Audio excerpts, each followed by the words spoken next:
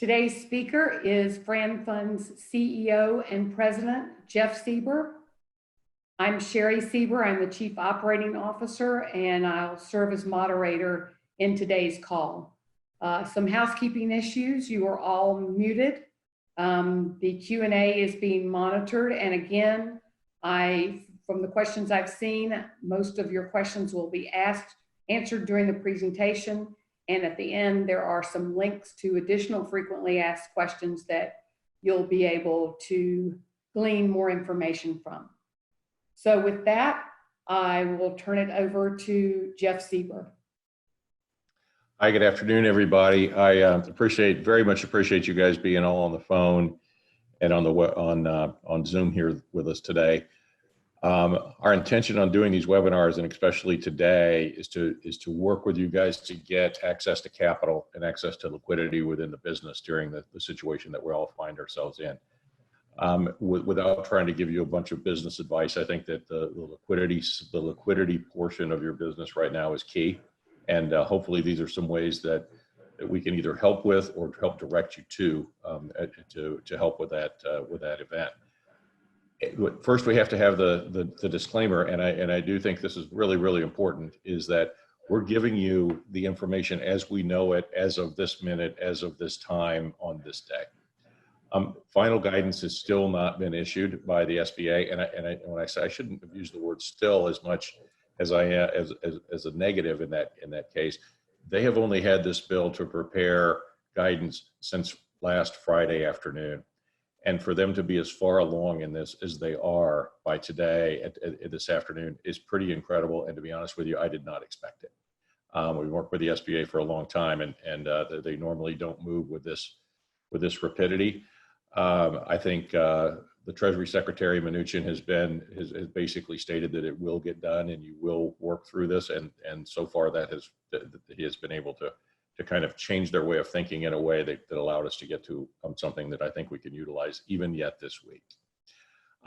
So we know the sources we have are reliable. We know that we are not running around and gathering things from everywhere. The sources that we have are NAGLE, the SBA, and then the IFA governmental relations team. And that's where we're getting our data from. So we're trying to give you final, not in action. I mean, interim, but if you were with us yesterday, you saw in the middle of as we came into our presentation that, things changed even as we were on the webinar. So it was pull some slides and stick some new ones in. And so we haven't had that as much today, although we have had some changes throughout the day. Next slide.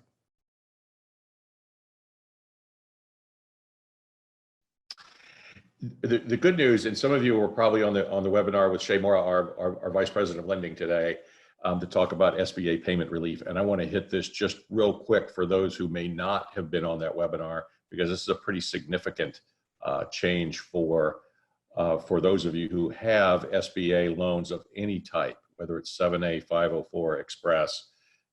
This works for you. The SBA, the Treasury has required the SBA to pay principal and interest and any associated fees owed for the next 6 months on your existing SBA loan. This is not a deferment. You don't have to pay these back. This is not, another thing to realize, this is not forgiveness, because forgiveness is taxable. So they are actually paying these bills so that you have no tax liability on the money they're paying on your behalf.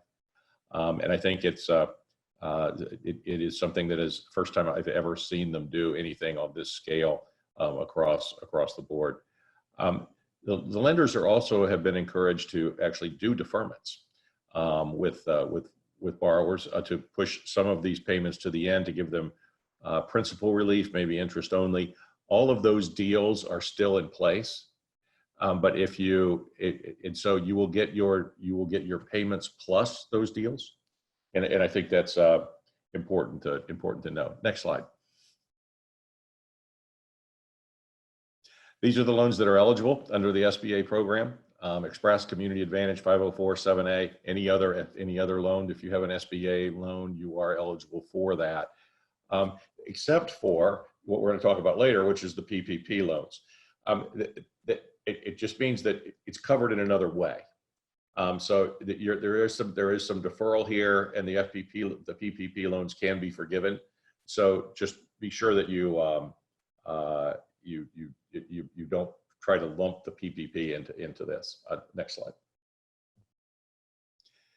Payment relief is, as I said, principal, interest, associated fees. Existing borrowers that are not on deferment, you'll get 6 months payments starting with your next payment. There is gray there as to when this actually kicks in and what your next payment will be. If your next payment is not paid on your behalf, I would work with your lender to find out when they are starting that. But I would go ahead and make that payment, and you will get 6 months from that point forward. In other words, it's not which months are paid, but there is a 6-month payment period there. Existing borrowers that are on deferment, as I said earlier, the 6 months payments will come in after your deferment period. And then new borrowers, your 6 months of principal and interest and associated fees will begin when your first payment is due. So if you closed a new loan with us or with anyone over the last week, you're going to have those first 6 months paid on your behalf.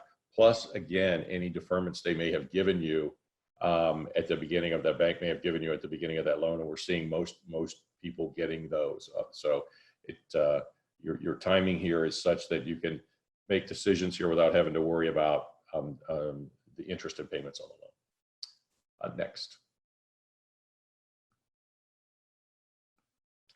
There is no action on your behalf, on the borrower's behalf, to do this. All borrowers are deemed eligible and with any SBA program. The lenders have to tell the banks what they're doing. I mean, tell the SBA what they're doing, and all of that is going to be, it is just going to come together for you. Not really a lot to do here, except if you have, one, put it into your calculus as you're working on your business model and where you're at right now. But secondarily, you may want to work with your lender to make sure, when do I need to not pay you? And you can be as aggressive with that with them as you would like, because it's supposed to already be in play. But I don't think it's something you want to argue over when you're getting 6 months payments made. Next.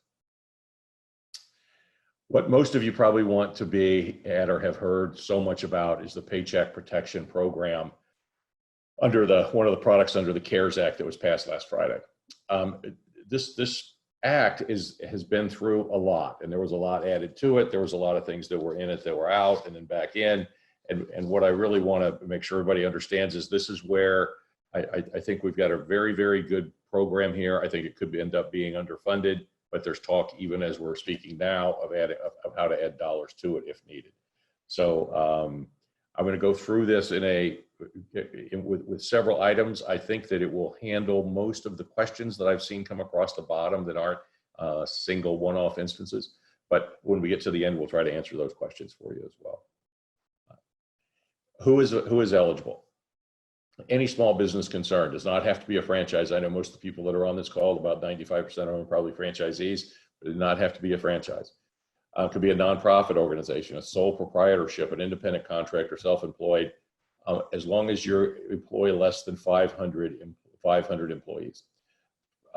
There are even some, for some of your larger franchisees that may have multiple units that have and go over 500, there are some rulings in place if you were a franchise that though you are exempted from those. I can't tell you if you are a non-franchise that you will be, but if you are in the franchise system, you are going to be exempted from that 500 employee cap.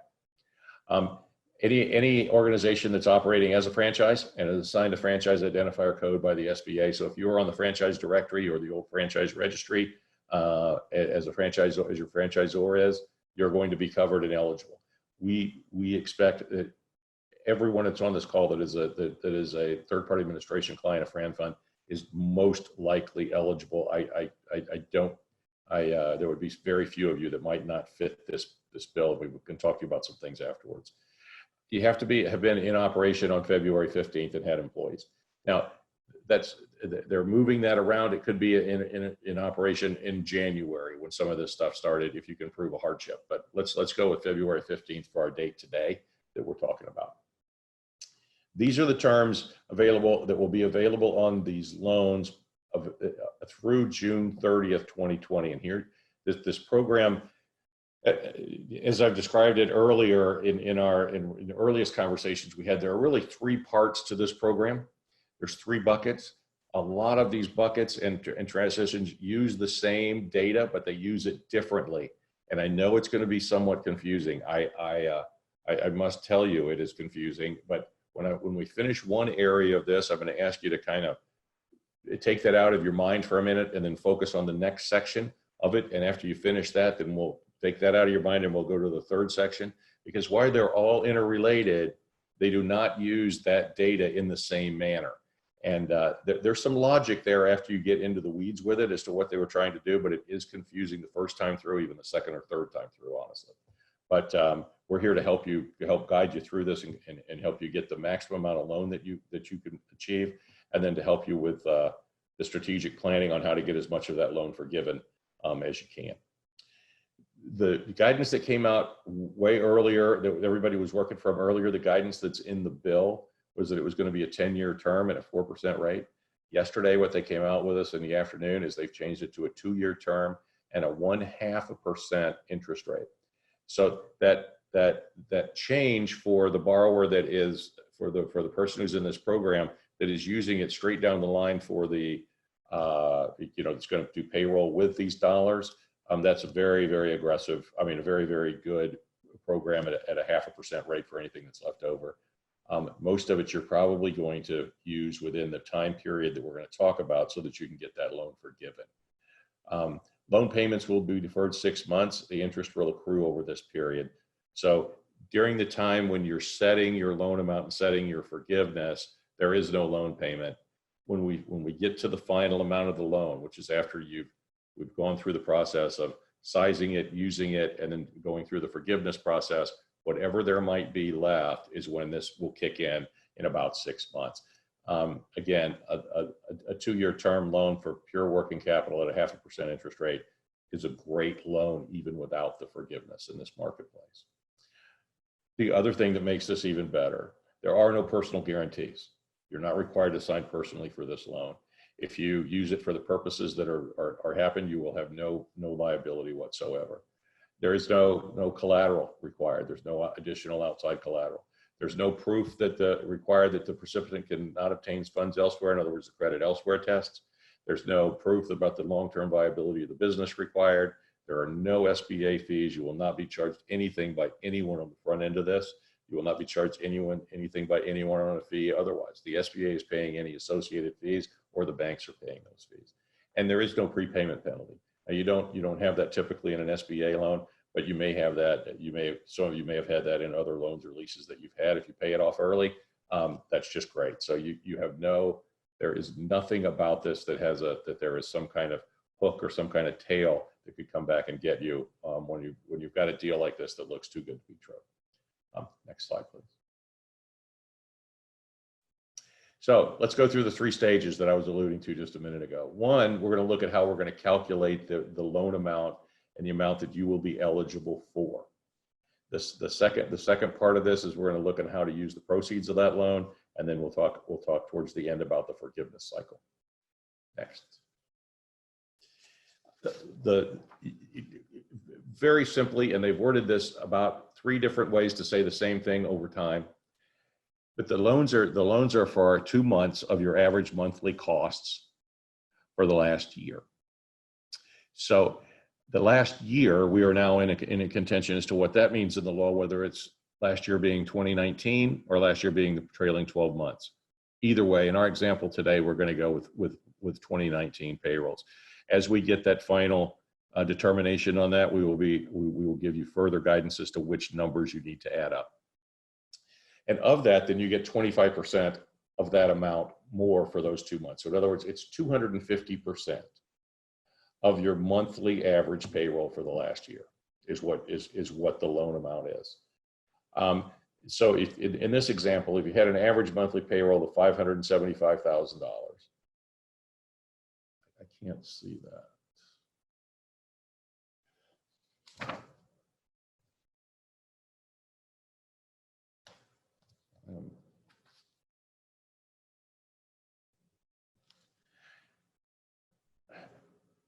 Boy, I can't see that slide.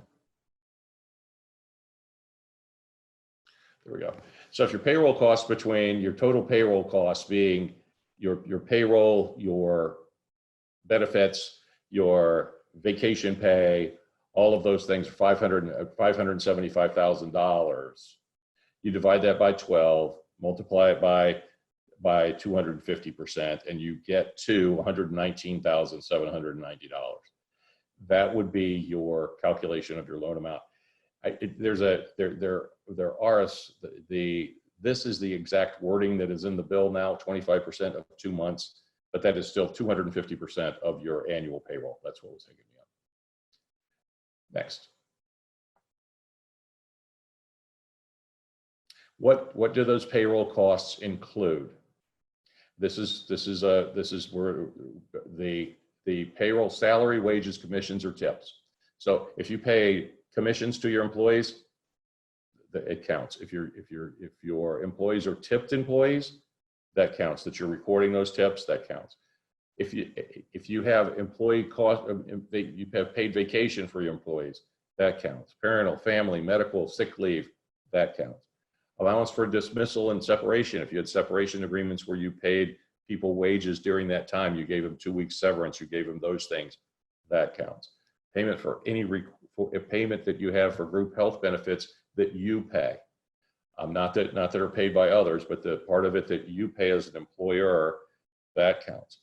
Payment of retirement benefits or payment for state and local taxes assessed. Your retirement benefits that you pay. So if you have a match that you're paying, if you have a defined benefit plan that you fund, if you have profit sharing that you fund, those payments count into this calculation. If you have independent contractors and people that you pay 1099, that counts. Now, the one thing that is not included is that if you have an employee that makes more than $100,000 in wages, you can only count $100,000 of those wages.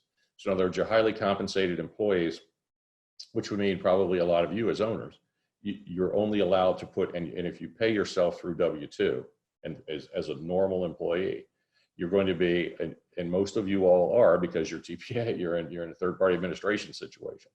But those wages count towards the amount of the loan. Next slide. After you get that calculation, now we know what the loan amount is and how we utilize that. Let's go through what you can use those dollars for. And this is very important because part of the loan application process is going to be your commitment to this. It's a very simple application process, but one of the things you don't want to get hung up on is using it for things outside of what you're telling them you will be using it for. So what can you use it for? Payroll costs, including benefits, the things we just talked, all of those things that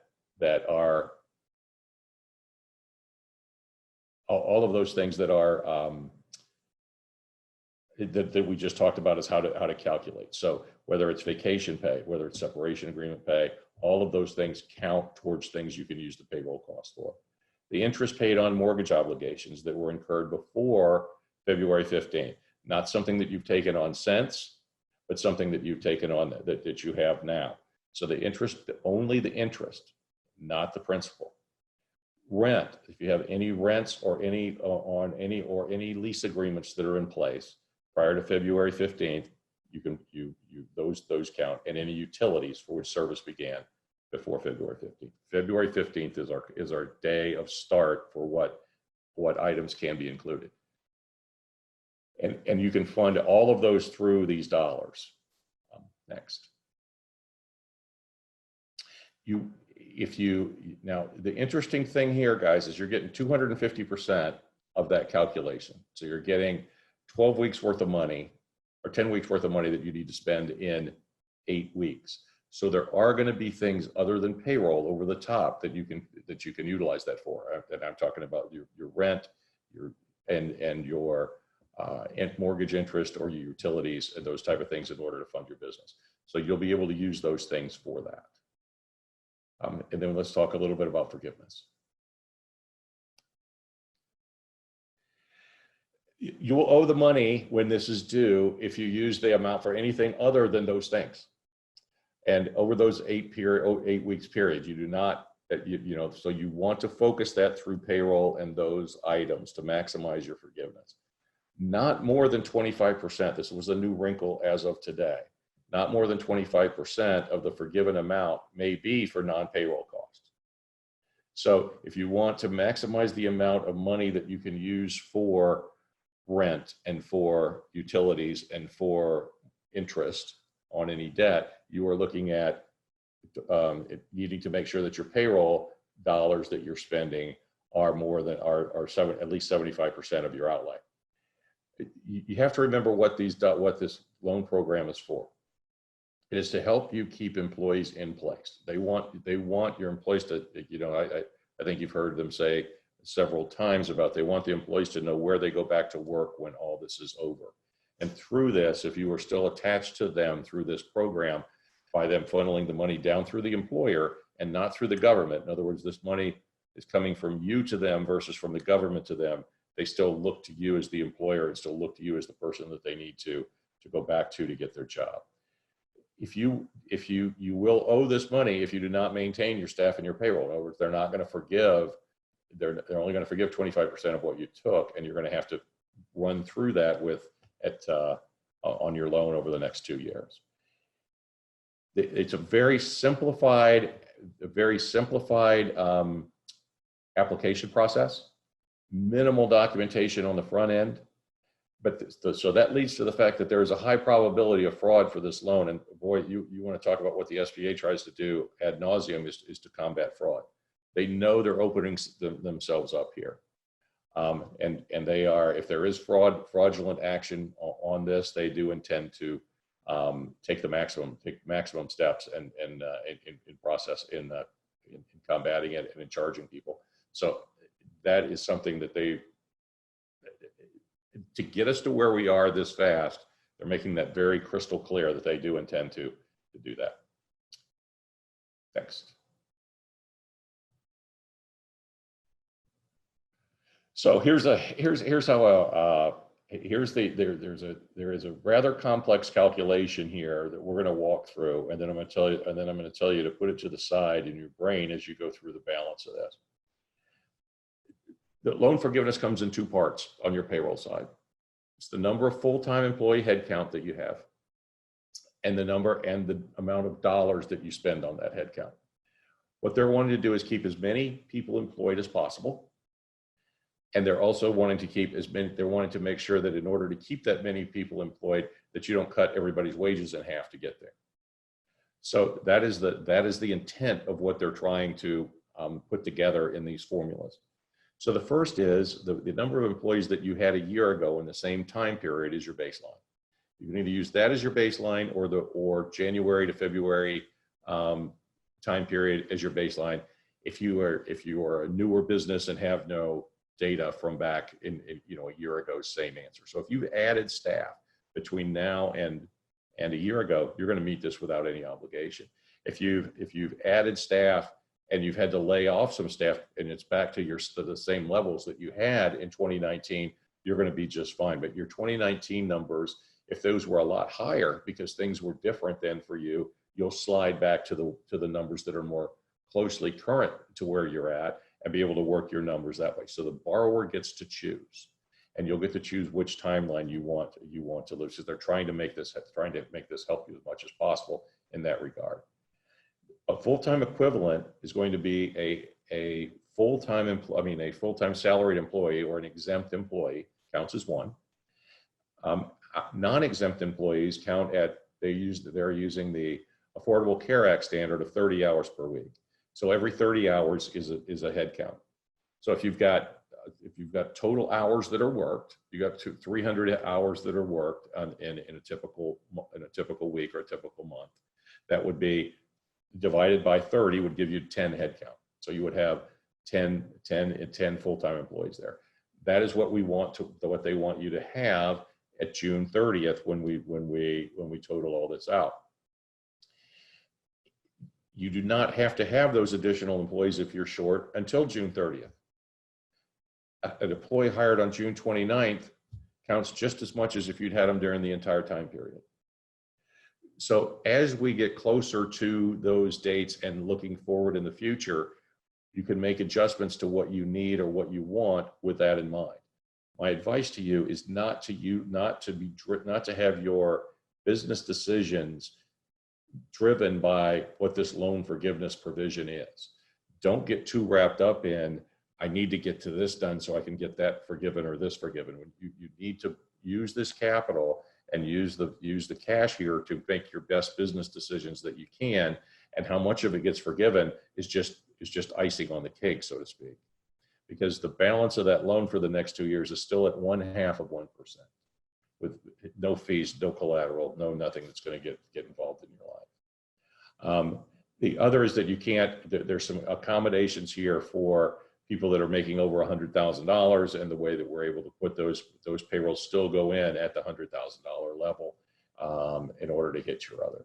Now, the second part of this is the amount of dollars. Now, the amount of dollars, because things may have changed, may not be the same as what they were to get to loan forgiveness. They're only asking you to get within 75% of what you were before. So if you've got the same head count, you can have people that are making less money, because sometimes you would have lost an employee that was a longtime employee that made higher wages than what you brought in as a new employee to fit that role. So that they're looking to, if you get within 75% of those total dollars, you'll get 100% of that forgiveness, assuming that you haven't been discounted at the top. So if you had, let me go back to the beginning. Say you had 10 employees. You had 9 employees when we get to the June 30th. Okay, so now you're at a 90% forgiveness level.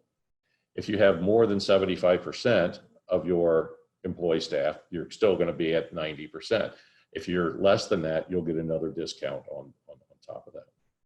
So the payroll first goes to your full-time equivalent number, and then to the level of your payroll. Both of those can reduce your 100% forgiveness, but again, remember that the purpose of the loan is to keep staff. So that's why you're going to see the drivers where they are. As I said earlier, rehiring, you have until June 30th to make any adjustments that you may want to make for changes that have happened between February and April. So you can add those employees back in. Do not have to be the same employee, by the way. It's just headcount. Next slide, please. I went through some of this already, but the certification, you're going to have to certify when you request an additional, the loan forgiveness proportion will then also apply to the things like your rent, your utilities, to everything else. After that multiplier is established. So, as we work down to get to how much of this you can get back, we'll be in a good place. They only have 60 days to review and request to make the determination, but you're forgiven on the date that you file, assuming it's correct. In other words, your interest stops running at that point. So you will want to file for this as soon as you can get your get everything in order. One of the things here I'm going to suggest is that you open a new bank account for these funds. And why would you do that? I mean, I've got a business bank account. Well, everything that you write through here, you will be able to immediately show what you spent the money for. So if you paid your rent out of here, you paid your employees out of here, you paid your benefits out of here, it shows right there. These aren't commingled with other funds. These aren't, and also you're not having to show, your bank and the SBA, everything that flows through your business. You keep your privacy somewhat. You're able to immediately document what you spent things on, whether it's for all your bills, you show them the receipt for the utilities, you show them the payment, and all of those things are very easy to document for that 8-week period. After it's finished, you move the money to your operating account and move on.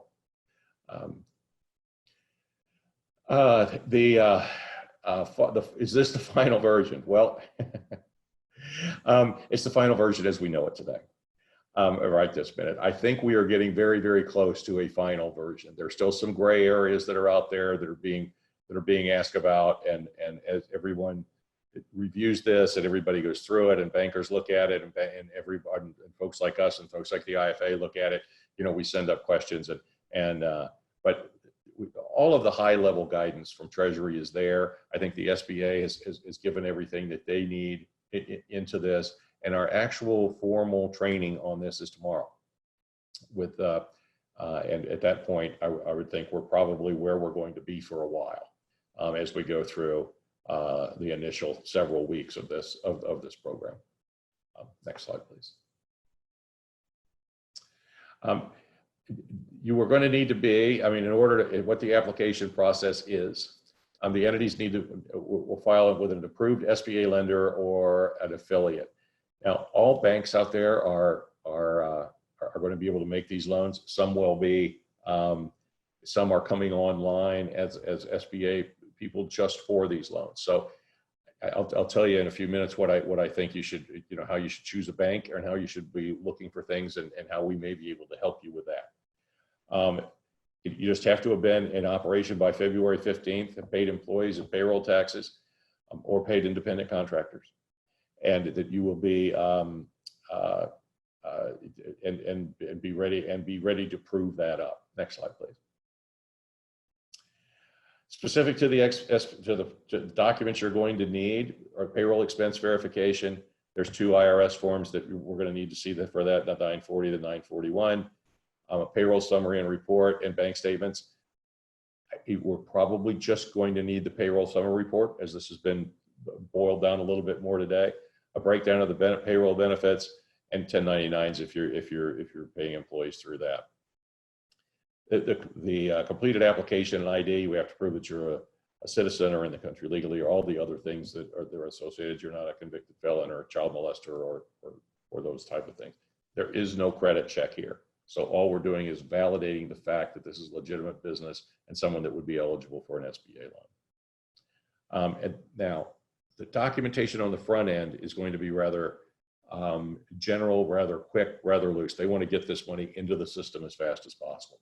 On the forgiveness side, we're going to need to show the actual mortgage, the actual lease, the rent statements, and those type of things, utility bills and actual payroll, in order to get those dollars forgiven.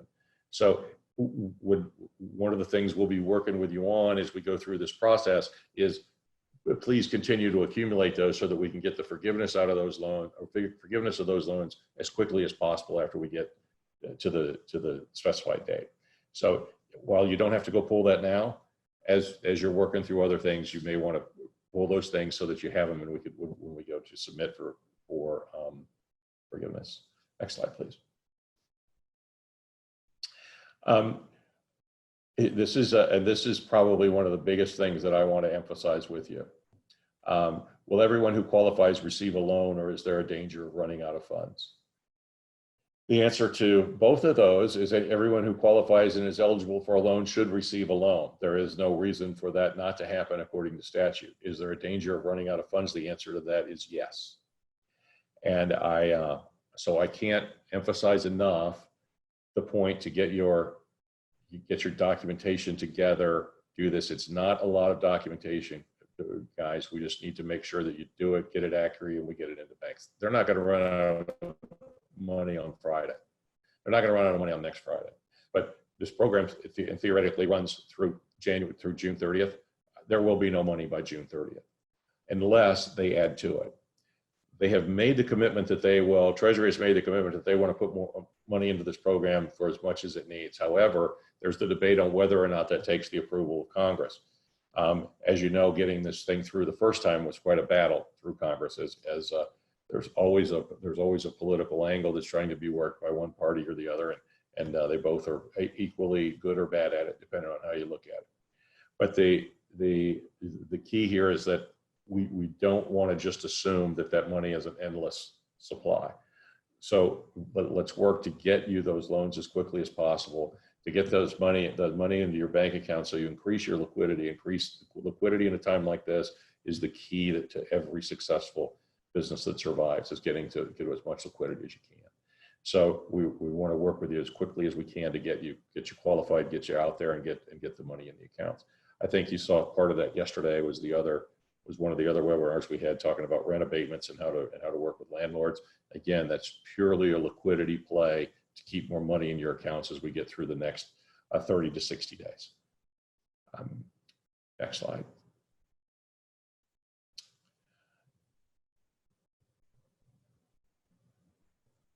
Wrong way. Oh, there we go. Now let's talk a little bit. There is also a program out there in addition to PPP which is the EIDL loan. We've gotten a lot of questions on this over the last several days.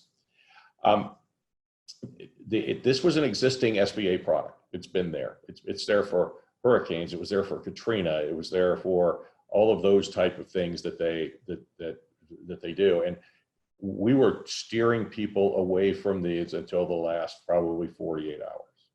The reason was the SBA website was set up for a disaster relief in a particular area where they could support it with staffing from other parts of the country and get the money in and out.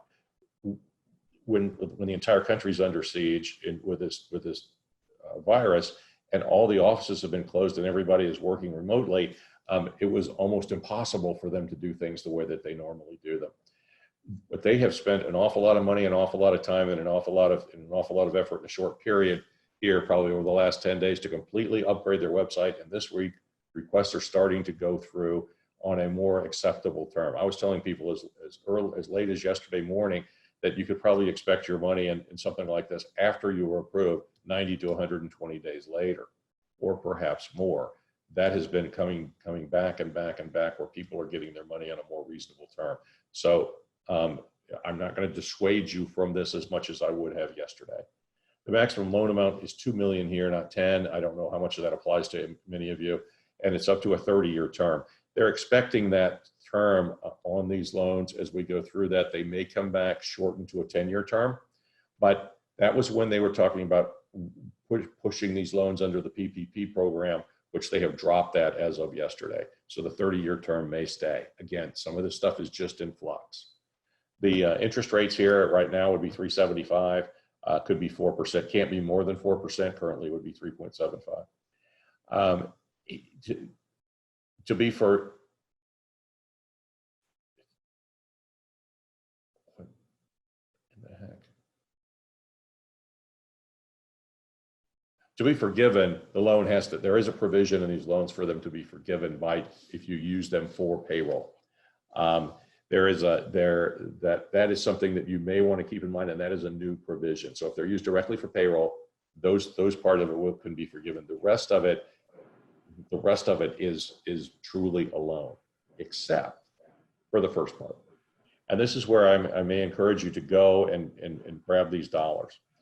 You can apply for this directly through the SBA. We've got some links on our website to help you there. And typically you get a $10,000 instant grant. Now, think about what the loan's originally for, which was you have just had your business blown away by Hurricane Katrina, and the first thing they want to do is get some money to you for survival. And that comes in the form of a $10,000 grant that you do not have to repay. They more or less give you a $10,000 check in this case.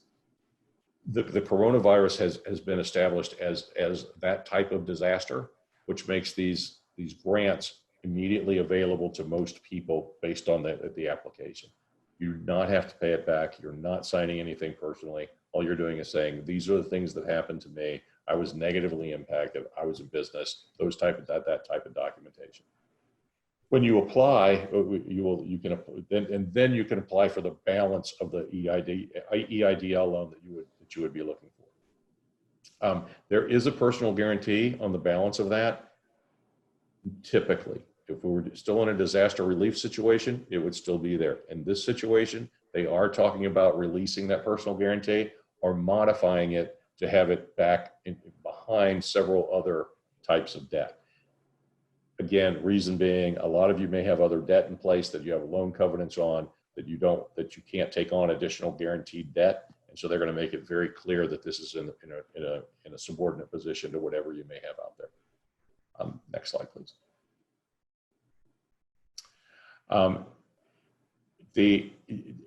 As we go through this, so that we can help direct you and guide you. We can't control that process as much, guys. The EIDL is SBA. It goes through the SBA. It's funded by the SBA. The banks are not involved. We can just help guide you, give you encouragement, answer some questions you may have. As we're going through the PPP loans and how we can help and assist you with those, I just want to emphasize that you guys are all used to a certain level of service from us, and you're used to people being able to call you back and walk you through each box on a form and and that sort of thing. And in order to get all of you through this process as quickly as we can, to get as much money to our FranFund clients as we can, a lot of what we're going to be doing over the next several weeks with you in this area will be largely automated. We're spending a lot of money right now on trying to make that happen, trying to make it where you can get the forms filled out online. We're going to digitize those forms, have you DocuSign them, and then feed them to the banks in a digitized process, which will allow them to process that faster. In order to do that, we are not going to be, the high touch customer service that you've been used to. And it kind of breaks my heart to say that, because that's something that we're all very proud of.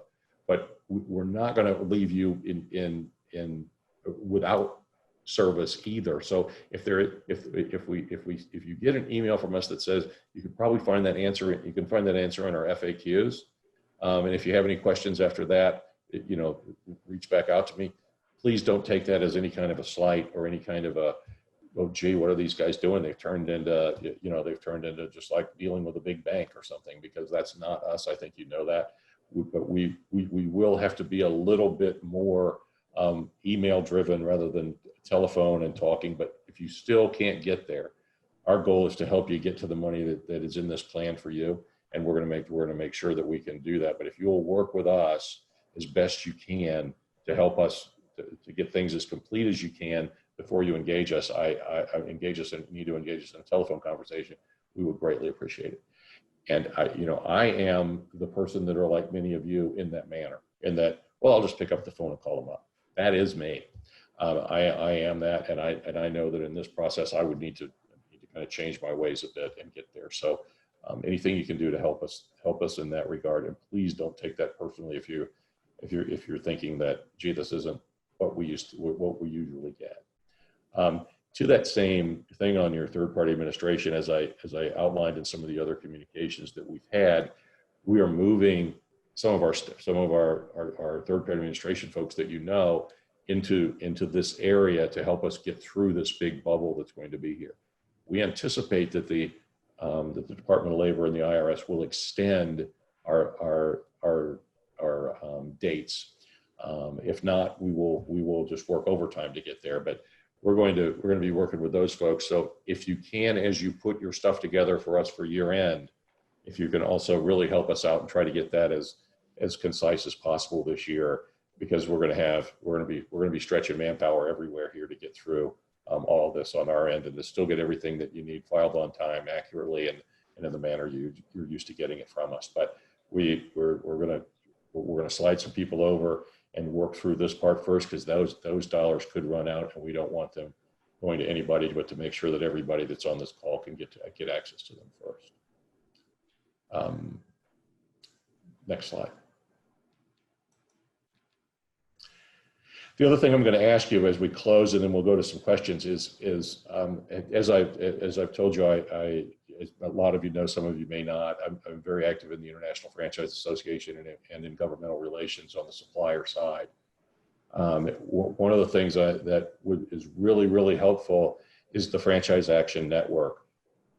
If you will see the franchiseactionnetwork.com, or you can go into the franchise.org, which is the IFA's website. Please sign up. Put your name, address, phone number that you're a franchisee. Franchisees are the most important part of the Franchise Action Network. It will then automatically have your two senators and the representative that you have in your district. And if there is an event or something that comes on, they will click it to you, send it to you, and go, here's our position. Can you support it? If you can, click here, and you will see it go directly to comments to those folks. As far as the political affiliation of the IFA, we have people that are both. We have great advocates that work with the Republican Party. We have an incredibly great advocates that work with the Democratic Party right now. Suzanne Beal, one of our folks that we hired a couple of years back, has turned out to be quite a rock star, and was very instrumental in the final hours of getting this through the House and signed off so that we could just move on with it last weekend. So help them help you. If you want to know how unions always seem to get their part carved out in a bill and how they always seem to be protected, it's because when the union later say, you're going to call your congressman and you're going to send them this, they do. We have as big, if not bigger, opportunity in franchising to have that same kind of impact. We just don't use it. And this is the way we're going to use it. And this is the way we're going to carve out of the next bill that comes through, where small business gets more than the 5.8% of it that we got this time. A lot of big players got taken care of in this bill. And while small business got a lot of money, they didn't get anywhere near the 40 to 45% of the economy that small business supports. We got 5.8% of the money. We need to do better. The way we do better is to have you guys in things like this. That's my soapbox. Geoff, I'm going to suggest that this is the last slide. There are quite a number of questions, and we have about 8 to 10 minutes left. And so if you don't mind, I'm going to just start with those questions. Okay. One that I've seen over and over again is, do we have to go through FranFund to do these loans, or should we go directly to our SBA lender? Absolutely not. You do not have to go through us. You know, we believe that we can help you. We believe that we can help get you your paperwork correct. We believe we can help you get submitted to banks that will turn these faster. Shay has done a great job of putting together 10 to 12 lenders who are looking for these loans from us. But if you have a relationship, a strong relationship with a bank, and you can get yourself to the front of the line in that bank, guys, do it. You can use everything that we're doing. I want you to use everything that we're doing with you and send you and help you get that money. The most important thing here is the amount of money that we're able to be paid, or that we're even getting paid on this, because we do get a small fee. I think it's going to end up being averaging about $300 a loan. I have a feeling my anticipation is that we'll be losing money on this. And that's okay with me, because we have to get this money into the system, into franchising, and into your hands. And we can provide this back. This is something that we can help with. We have the ability to help. So, but if we can help you get it through another bank, and we can get that funded through that bank, we're all in on that, guys. We got to get money to you as fast as we can. So there's several questions about employees, and does it have to be the same employees? Can you fire some employees, hire different people back?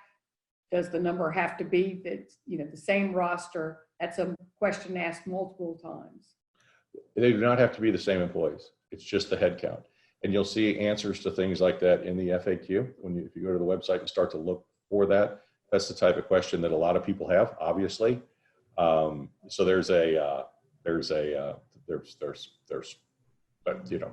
situation. I just saw who pays the $300 fee for the loan. The banks would pay us if we, and we're not even necessarily looking for banks that pay us. I just don't want you to hear later that, oh, there was money paid to these guys that did this stuff. And believe me, that amount of money and what we're getting ready to spend here is not at all the rationale. So there's absolutely no charge to you.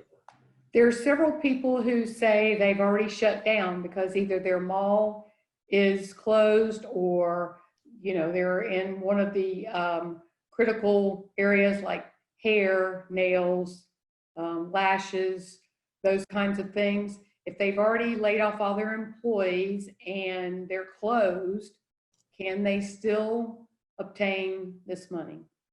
You can obtain the money. I'm going to encourage you to go and get the money. Again, the fact that your employees are not with you at this moment is only going to come into the point of where we do forgiveness. So go and get the money in your balance sheet, be ready to act when you can hire employees back. And if you end up saying, I'm never going to be able to hire any employees, I can't do anything. And I got to tell you, that's doomsday, folks. But I mean, I'm just going to give you the worst scenario possible. You can then keep this money in a separate account. You pay it back. You have no further obligation. You got a 0.5% interest on that loan during that time frame. And in those sorts of situations, I'm pretty sure that we would be able to get that kicked. So but put the money in the bank, get it where that you can then make those calls and those business decisions when they happen. If that mall reopens and you have the ability to do that in 60 or 90 days, you're going to want that capital that's sitting there to be able to go and hire the staff that you need to go forward. You just won't be able to utilize it. You may not get forgiven for it, but you'll have the cash on a 2-year note with at 0.5%. I mean, it's still a tremendous asset and a tremendous thing to put on your balance sheet. I'm going to answer this one question, and then I've got another one for you. There are several people that are saying, can we apply for the EIDL loan and the PPP loan through FranFund? And the answer to that is no. The only one we can do is the PPP loan. The EIDL is an SBA disaster product, and you have to go to the SBA website to get that. That website is listed in the bottom link here that you see on your screen, and the instructions for what's included and what's not included in that should be there. Geoff, a lot of questions about full-time versus part-time versus 1099. What can be included and how do you calculate that payroll? Well, I think that the payroll you're going to look at is the labor dollars you had a year ago during that time frame. And those labor dollars can be based on 1099 employees or payroll employees. I mean, and here's an example of a 1099 employee of why this would factor in.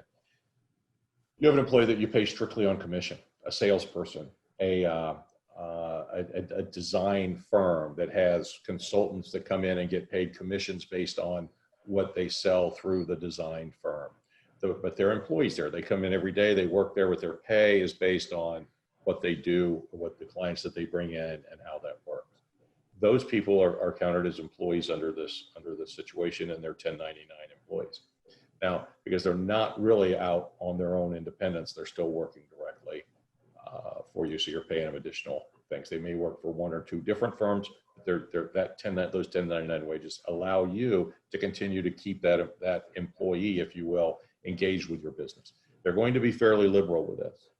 And so the idea is to get those people where they know, again, think about the law and the application of what they're trying to do, is to have those folks know where they go back to work as this thing winds down, so that everybody's not wandering around not knowing where to go and what to do. So all of those types of employees fall under this, and your FTE equivalents are just going to be that total amount of payroll divided by 30. So when you get, and that's going to give you your baseline, and it's going to be the same application when you get to the end. Okay, that's primarily what the majority of the questions are about. There's one question that I think is worth answering, and that is, if you recently acquired the business or just started the business, can you apply? The date that you should all remember is February 15th, 2020. If you were paying payroll and payroll taxes by February 15th, then you are eligible to apply. So if you opened on January 1st, or I suppose February 14th, if you paid payroll and payroll taxes, and you're going to have to provide those, that's going to be the determining factor on that. All of these links that you see here on your screen are live. They are all being updated real time. So you may click on one today and 15 minutes later click on it again, and there's been some updates to it. We do not have the final application for the PPP loan approved through the SBA yet. The training for the lenders doesn't happen until tomorrow.